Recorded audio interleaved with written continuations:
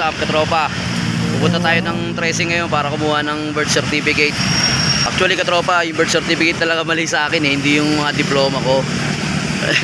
Ang gagawin ko sana, kaya ako tinatama yung diploma ko kasi susundin ko na yung maling birth certificate ko. May nakapagsabi sa akin na na magiging komplikado.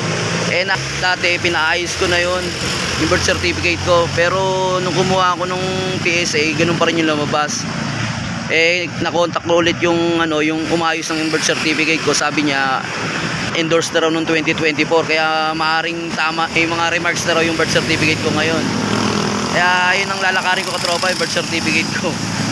Kaya naging tama yun, hindi okay na, legal na tayo. Nagkapilito ko na talaga yung tatay ko.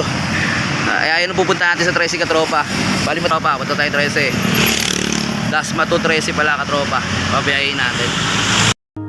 Taong 2022 nang ang diploma ko ay aking makamit.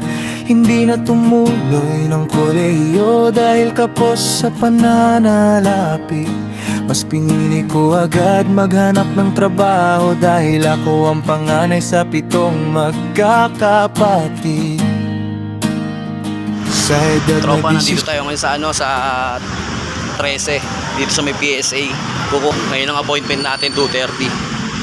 Minitor ko lang, umalis ako ng alauna doon, nakarating ako dito ng mga alas 2 mula Dasma hanggang 13. Parang isang oras na yata binahin.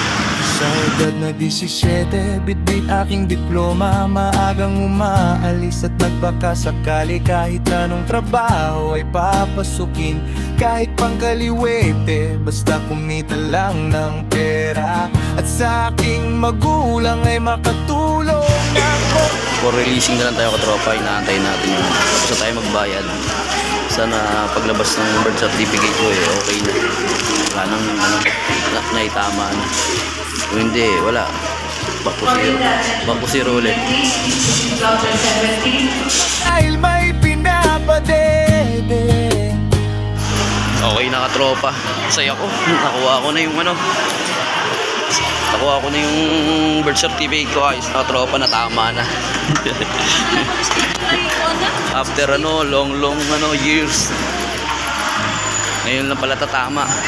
Ayun ang problema ko naman katropa, yung diploma ko pinabago. Actually, birth certificate ko talaga mali, hindi diploma ko sinusunod ko yung mali.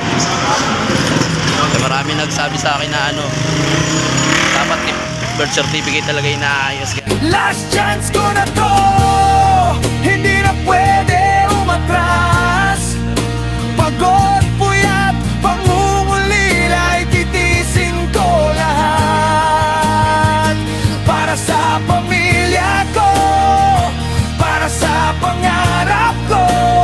Last chance ko na to, at hindi ko sasayangin mo. Last chance ko na to.